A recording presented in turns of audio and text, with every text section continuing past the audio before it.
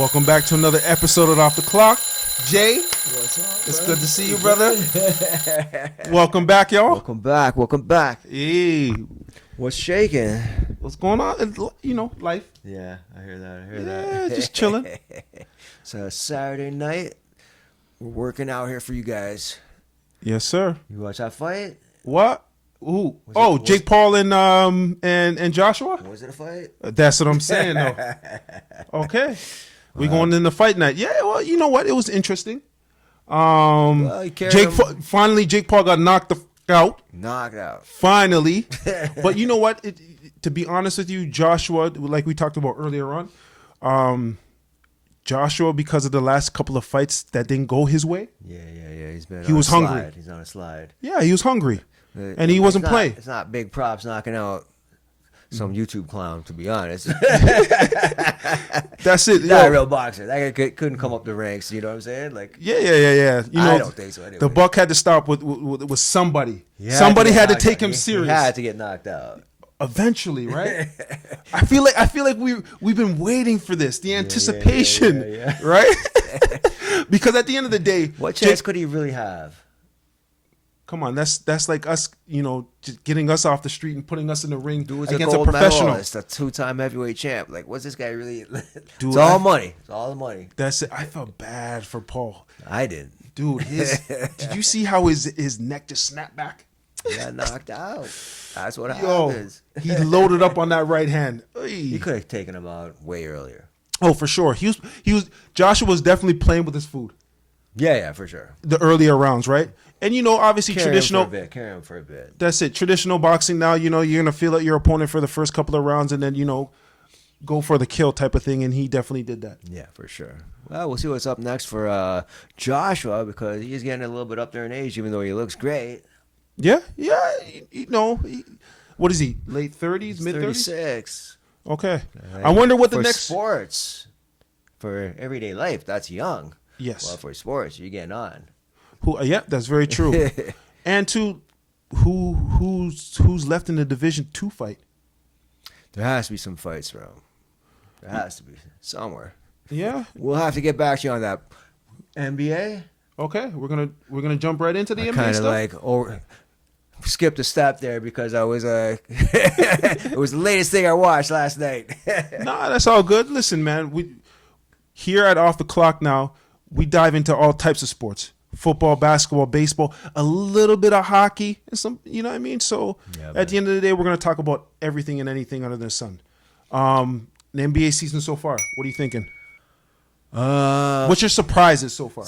Well, Detroit, I called earlier as a dark horse in the East. You did? Not to be first place, you know, like maybe 6th, 5th, 4th, possibly. That's how wide open the Eastern Conference is. The East Detroit is open. Detroit Pistons are first place. Crazy. That is a quick turnaround. I remember like maybe 3 or 4 seasons ago, they went on like a 20-something game losing streak. It wasn't looking really nice in Horrible. Detroit. They were like horrible. Yeah, and then they drafted Cade Cunningham. They got Duran as their big man and Isaiah Stewart. Yo, listen, they got their enforcer.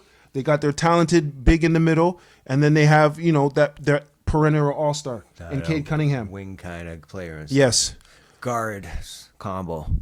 What do you think Detroit needs now to get over the hump? Because at the end of the day, they just got here. Last year, Here. It's gonna. They still have to, like, you know, when you're that young too, you still have to like kick and claw. oh, for sure. You know what I mean? Like, there's gonna be a lot of trial and error. Yes. So I think what they really need is that battle wisdom. You know what I mean? Okay. Do you think now their last year, their first playoff experience and going 7 with the Knicks? Do you think now that's kind of their trial and error type of thing? As part of the process, for sure. And that's, Yes. I think, what showed me the dark horse thing about them. They have that. They got the fire in them. They got fire in them. Okay. And I know you would attest to this now.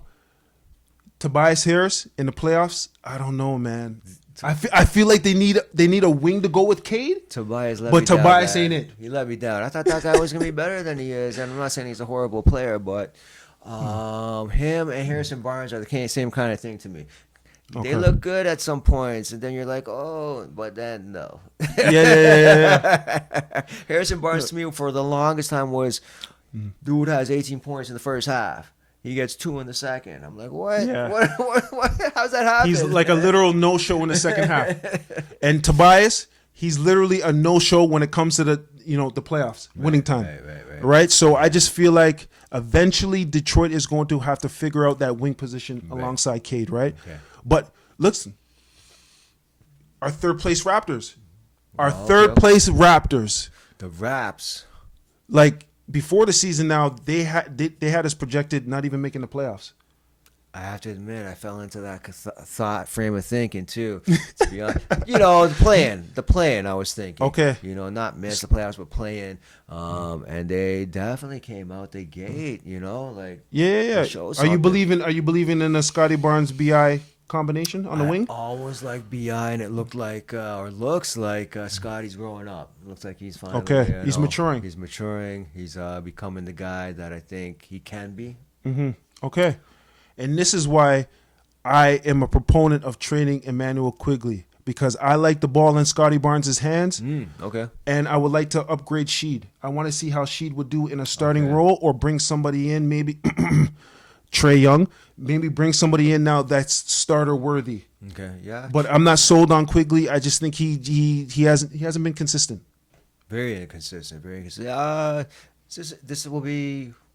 I want a third season, our first full season with us. No, I want to say this is is last year. I think the full was last year, and I think this might to us last year. No, 2 years ago. Was it 2 years now? Yeah, he's been here with. He's been Quigley's been with us for about 3 years now. 2-3 years now. Yeah.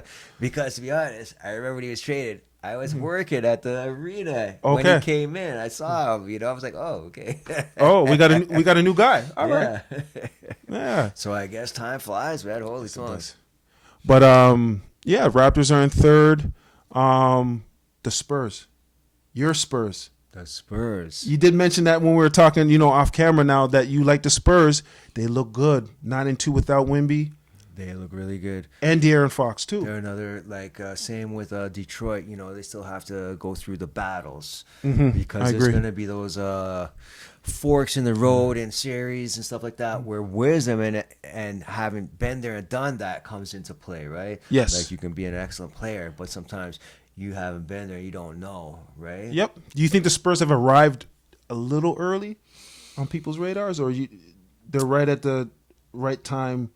Maybe a little bit early, but that's Wemby for you, right? That's the Wemby effect. Yeah, that's the Wemby effect for sure. De'Aaron Fox, who's that, and Stephon Castle, yeah. That backcourt, that combination, I really do like it. And there's a Vassell on that team that's playing well. Yes, Vassell's Vassell. I'm like, wait, what? Yeah, Vassell's playing well too. And you know what? A lot of people don't realize that Vassell played in the Olympics. Right? He's an Olympic gold medalist. So he has that international experience as well, right? I think there's a lot of people on that roster. And who? Dylan Harper. They have Dylan Harper, who they drafted number 2, that's coming off the bench.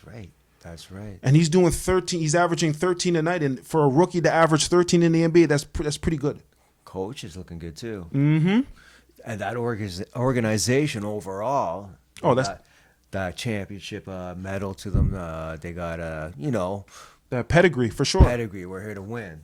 Yeah. The Spurs, man. I have the Spurs and the Lakers rotating as that 4th team in the West. Okay. Yeah, because we have the OKC, we have the defending championship. Denver. We have Denver, we got Houston, and then I feel like that 4 or 5 spot. That 4 or 5 spot is gonna be a dogfight between the Lakers and the Spurs. I don't know if I want to throw in any other team in the West, but I think the Spurs and the Lakers are going to be, vying for that.